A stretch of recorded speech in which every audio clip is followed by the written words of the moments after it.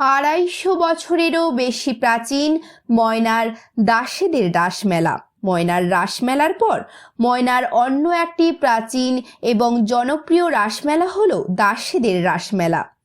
প্রত্যেক বছর একটি বিশেষ দিনে রাসমেলার শুভ সূচনা হয়। ময়না ব্লকের ময়না 2 অঞ্চলের দাস বংশের আরাধ্য দেবতা দামোদরজিউ। প্রত্যেক বছর একটি বিশেষ দিনে দাসবংশের দামোদরজিউয়ের ভোরবেলায় গজিনায় রাসমঞ্চে আগমন ঘটে এবং বিকালবেলায় স্থায়ী মন্দিরে প্রত্যাগমন ঘটে। এইভাবে পরপর 5 দিন চলতে থাকে। কখনো কখনো বিশেষ কারণে 5 দিনের বেশিও হয়। তবে মেলা চলতে থাকে 12-13 দিন পর্যন্ত। মেলার কয়েকদিন হাজার হাজার মানুষের আগমন ঘটে। গজিনা রাসমেলায় বহু ভক্ত ক্ষীরভোগ নিবেদন করেন। এই ক্ষীরভোগের একটি বিশেষত্ব, 100 গ্রাম সুজিতে 1 কিলোগ্রাম দুধ। দামোদরজিউয়ের প্রসাদ পাওয়ার জন্য বহু ভক্ত অপেক্ষা করে থাকেন। তবে এবছর আর বেশি দিন অপেক্ষা করতে হবে না।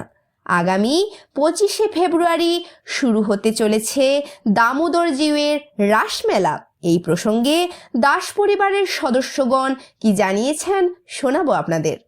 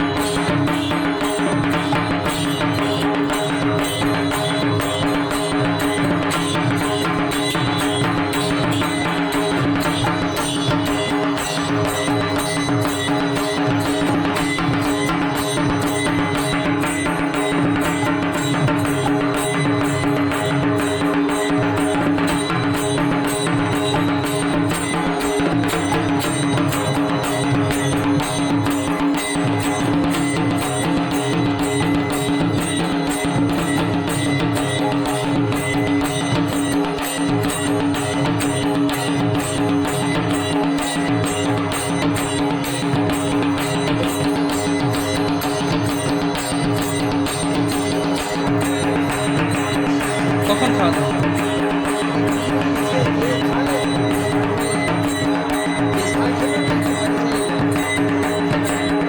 তো কেউ আমি 20 জনকে খাওয়াবো, কি 50 জনকে খাওয়াবো, এইখানে খাওয়া হয়। আচ্ছা, এই যে ভোগ রান্না হচ্ছে দেখলাম, ভোগ এটা কি রান্না প্রত্যেক দিনই হয়? প্রতিদিন 2 বেলা। আপনার নাম? না, আমার নাম পিনাকি রঞ্জন দাস। আচ্ছা, এই দাস আচ্ছা, পরিবারের এই যাকে বলে 9 পোয়া 13 পোয়া চাল প্রতিদিন সন্ধ্যাবেলা 9 পোয়া, সকালে 13 পোয়া চাল ফুটবে। হ্যাঁ, আবার 4-5টা এবং পায়েস থাকবেই, প্রতিদিন পায়েস থাকবেই। এইটাই হচ্ছে। আর বিশেষত বাইরে থেকে ক্ষীরভোগ আসে, সে পায়েসটাই এখানে মেন।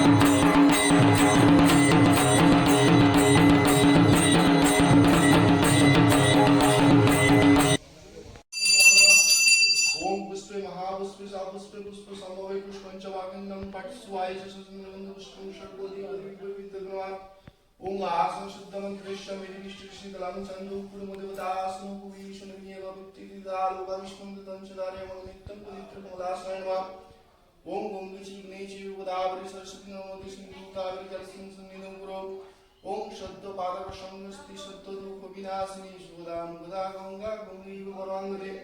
প্রথমে আমি সুমনবাবু আপনাকে নমস্কার জানাই।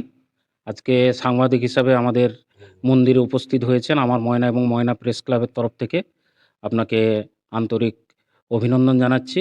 সেই সঙ্গে আপনার চ্যানেলের যারা দর্শক যারা দেখবেন তাদেরকেও আমি মানে ধন্যবাদ এবং আন্তরিক শুভেচ্ছা অভিনন্দন জানাচ্ছি। আপনি জানতে চেয়েছেন যে মন্দিরের রাসমেলা অ্যাকচুয়ালির উৎপত্তি বা কবে থেকে বা মন্দির শুরুর ইতিহাস। তো আমাদের কাছে সুনির্দিষ্ট সেরকম কোনো তথ্য লিপিবদ্ধ আকারে নেই বা সেই অনুযায়ী কোনো বই নেই। তবে একটা সুনির্দিষ্ট তথ্য পাওয়া যায় 1211 বঙ্গাব্দের 5ই চৈত্র আমাদের পূর্বপুরুষ চরণ দাস তিনি বৈতরণী পার হয়েছিলেন শ্রীধাম জগন্নাথ দেবকে দর্শনের উদ্দেশ্যে।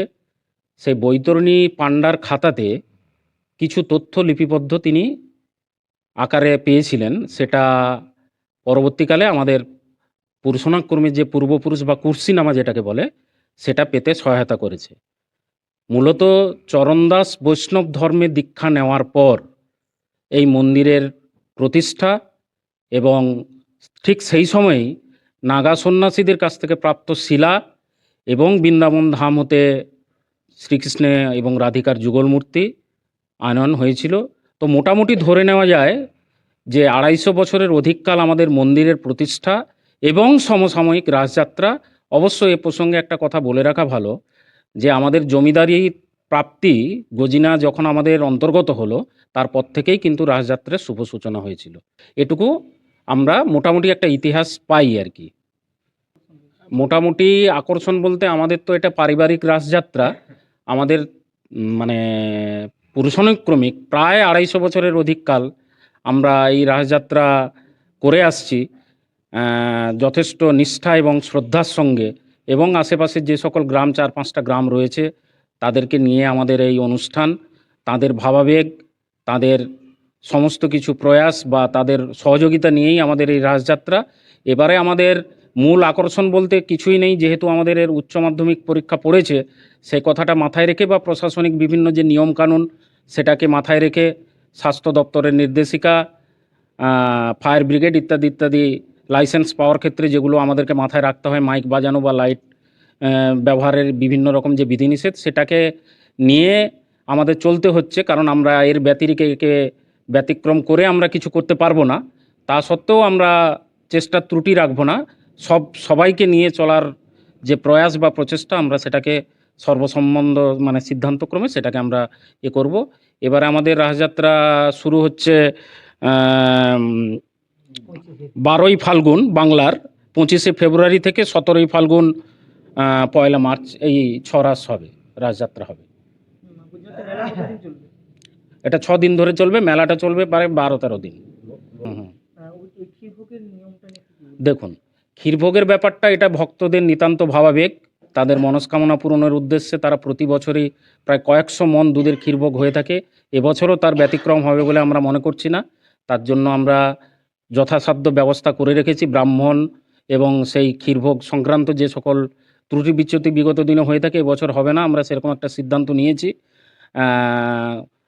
যাতে ভক্তরা তাদের মনস্কামনা পূরণের উদ্দেশ্যে যে ক্ষীর নিবেদন করেন ভগবানের উদ্দেশ্যে সেটা খুব সুষ্ঠুভাবে পালন হবে। তার জন্য আমরা সমস্ত রকম প্রয়াস বা চেষ্টা নেব।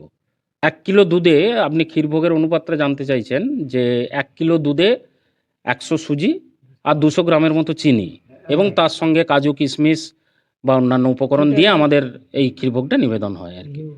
ঘিটা দেয়, ঘিটা দিয়ে ভেজে ওটাকে নিবেদন করা হয় ভগবানের উদ্দেশ্যে। আপনার নাম?